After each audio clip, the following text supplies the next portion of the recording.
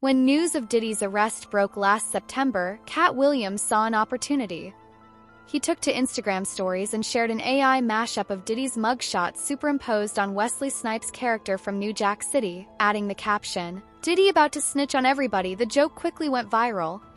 Fans echoed the same sentiment. If anyone was going to flip to save himself, it would be Diddy, but Katt didn't stop at a one-liner.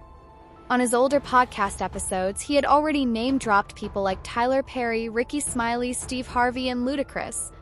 At the time, it all seemed like petty drama or personal jabs. But now, some of those very names, alongside others like Jay-Z, Aaron Hall, and Harve Pierre, have shown up in the actual court documents tied to Diddy. Turns out Katt wasn't just cracking jokes. He may have been dropping clues. Now we're connecting the dots between stand-up comedy and a federal scandal. Club Shay Shay, yeah. I was trying to do something there that hadn't been done. I thought that I had figured out the algorithm mathematically, and I thought that I could show that.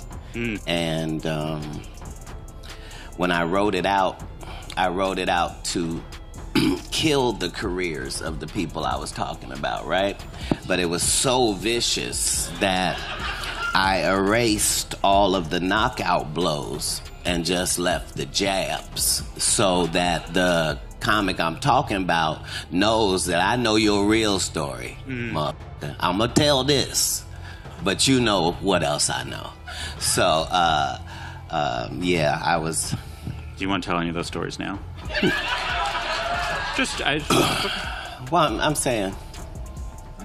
Now, I've had to turn down $50 million 4 times just to protect my integrity and that virgin hole I was telling you about. Right, because P. Diddy be wanting to party. All of these big dick deviants is all catching hell in 2024. It's up for all of them. It don't matter if you Diddy or whoever you is. T.G. Jakes, any of them. All lies will be exposed. That's all. And anyone who takes that the wrong way, know why they take it the wrong way. So Katt Williams said it. The lawsuit started coming out right after he said it, and he said all would be exposed. He heavily implied, and this is again an allegation, that Lucien Grange was having some sort of a homosexual relationship with Diddy. So he is the person that controls Diddy, that Lucien Grange was aware of these parties, that Universal Music Group was aware of these parties.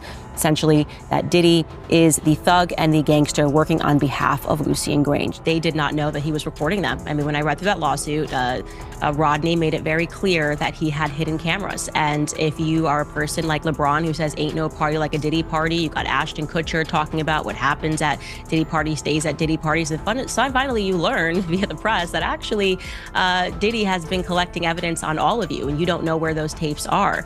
That will buy your silence for quite some time, because you're hoping that if you keep your head low, you're not going to be revealed as one of these people that was engaged in some of these acts, whether they were heterosexual or homosexual, it doesn't matter. Maybe you're just cheating on your wife and you don't want that to get out into the public. Maybe you were, as Katt Williams described it, in one of the rooms. He said you could just walk around the house. He said this on stage years ago, that you could walk around the house and you would see people engaged in various sex acts. And again, Katt Williams was someone who was dismissed as crazy and dismissed as a drug addict. And it turned out that, or it seems that if these allegations are proven to be true, and I believe they are, then he was telling the truth. Do you think that like stars and get offered that kind of thing, like to compromise themselves sexually for entertainment? I was as shocked as anybody about how powerful Harvey Weinstein was at the time that I was meeting with him, and how he could not be told no. You follow what I'm saying? They'll figure out some way. Right, so I thought that didn't apply to me because I don't care about nothing but bitches and good business, right? In these scary situations, I don't even leave it up to me. Like, I'm gonna do what the superhero would do in this part of the movie regardless. That's a good way to think about things in general. Yeah. What would the superhero do? Katt started with Tyler Perry. On the surface, it sounded like a comedian just throwing shade, joking that Perry can't play a man to save his life. But beneath the punchline lies a little-known fact. When Perry was working on his first indie scripts, it was Diddy's circle that stepped in to help. They quietly funded his early films, organized premieres in LA and New York, and handed out VIP invites to A-listers eager for a sneak peek. These behind-the-scenes boosts aren't splashed across tabloids, but they're right there in the fine print. Diary of a Mad Black Woman, Medea's Family Reunion. The launchpad for Perry's empire had more than a little of the bad boy playbook written into it that he might never admit it, but Katt wasn't just joking. He was hinting at a buried connection. I heard that you bought a military base in Alabama. Is that true? A military base? As starving comedians would do. Now, I don't know if you're being truthful or not. Did you really buy one? Yeah, Fort McClellan. Yeah, What? because the reason why like my life works in golf and off the golf course is because I follow instruction well, right? Mm-hmm. So if I see somebody do a good job, I just want to do a good job. Yeah. I'm gonna follow the example. Yeah. Right? So Tyler Perry got a military base. That's correct. Made it into a movie studio and started making movies. Katt Williams.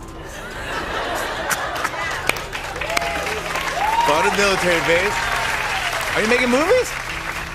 I'm not wearing dresses. Yeah, making movies. You're missing the point. At what point in Tyler Perry's career was he Samuel L. Jackson or Denzel Washington? Which are the only two black men I can think of that never had a dress on. Yeah, but I don't think it's about At one point, it is about that. It is about that because he's the only black man that we already established has $1 billion for making movies. He's the only black man with his own studio. But he's also putting out material where he got a goddamn dress on every year. Because every time you turn around, at every iteration of his success, be it the plays that took over and got him popular, be it the shit that he did on TBS, be it the first movies that he did, be it the movies that he does now. So what is his excuse for doing Madea content now? Because there's an audience for it. There's an audience for it. There is an There's an audience for it. Tyler Perry told his male actors they're not allowed to consort with me because I saw you at a Diddy party, Tyler. And you were having a glorious time.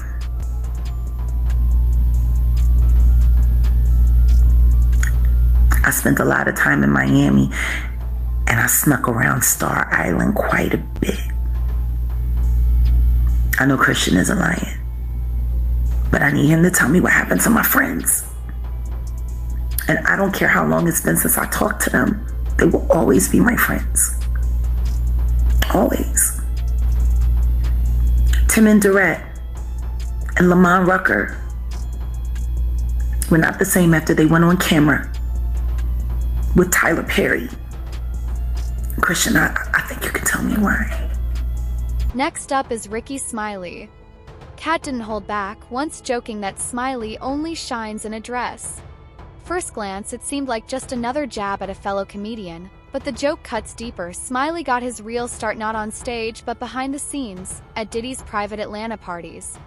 These weren't wild open-invite events. They were tightly controlled gatherings where Puffy's team managed every guest pass. Ricky made it onto that list, and from there, he networked his way into radio deals and eventually landed a hit TV show. According to Katt, Ricky's rise didn't begin with a microphone. It started inside the velvet ropes of Bad Boy's inner circle. Comedy may be loud, but the clues are subtle. You let Ricky Smiley sit here and you said out that mouth, you stole Friday After Next, the one I was in. I wish all of America fumbled a bit when that happened. He told everybody, it should have been my role. Everybody on the scene. Why do you think no cast member has ever said anything? He couldn't have played that role like you. I thought he was... Sir, no one... Why no... He was with KD. He beat up Terry Crews. Why nobody know this story? And Hollywood has never heard this in 100 years. He was so egregious, I put in my contract that I won't work with Ricky Smiley again unless he's in a dress. Now, what was Ricky Smiley's next movie? Was it First Sunday? Did he wear a dress in it? You bet he did. It's in my contract. That's why I can't let Ricky Smiley say he was supposed to play Money Mike, because I wrote the words for Money Mike. I put in my contract that I won't work with Ricky Smiley again unless he's in a dress. Now, what was Ricky Smiley's next movie? Was it First Sunday? Did he wear a dress in it? You bet he did. It's in my contract. Why would you put that in your contract, Katt? That's where he's a believable actor. Him and Tyler Perry can't play a man to save their life. They play good women, and I believe that the best actor should be in the best role.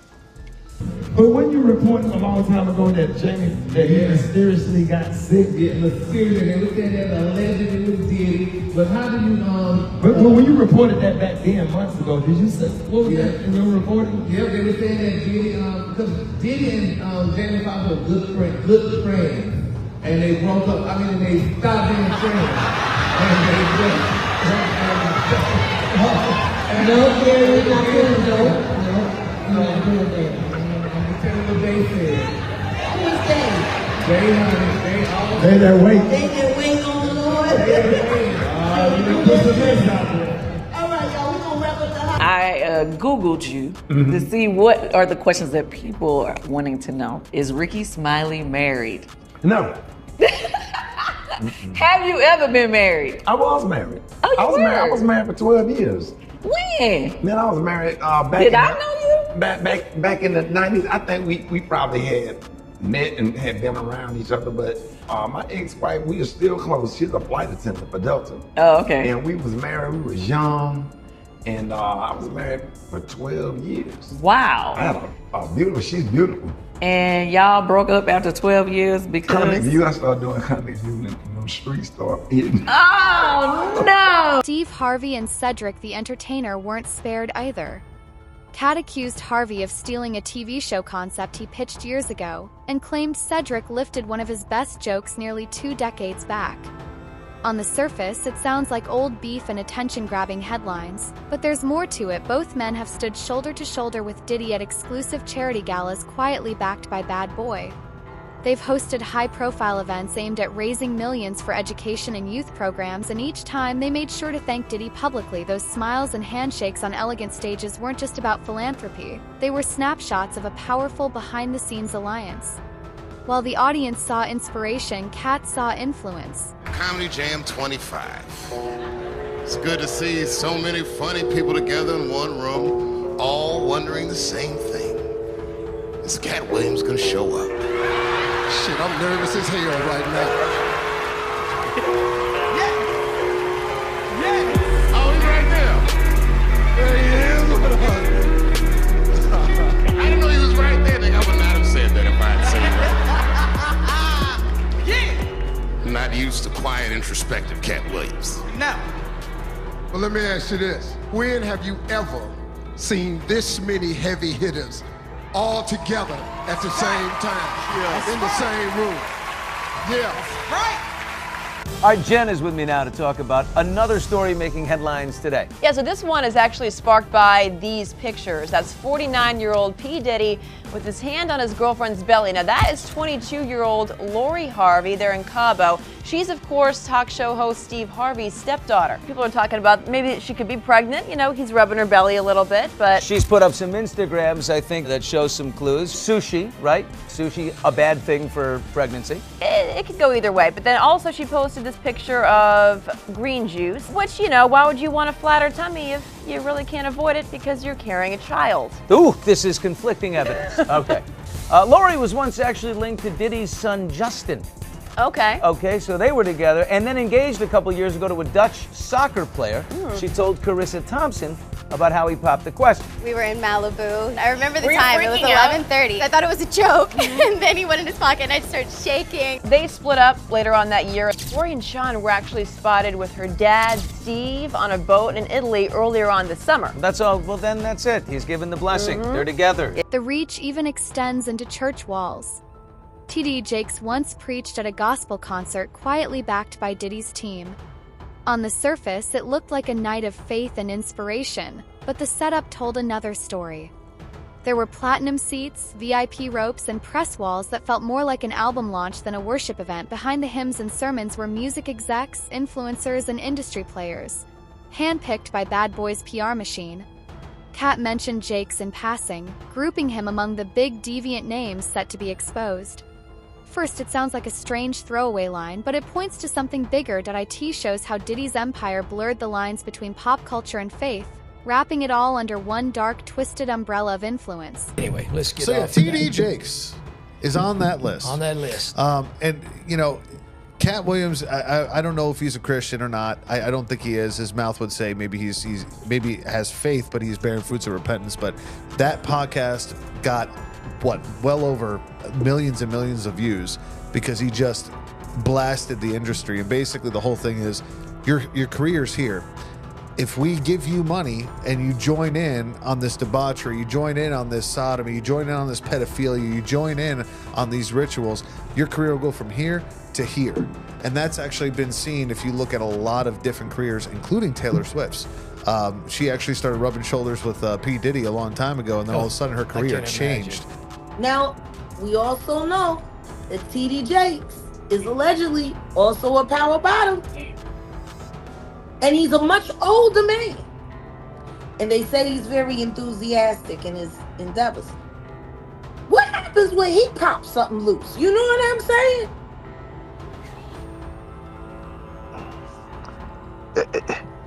It's funny because they're mentioning sex workers, but they're not mentioning women.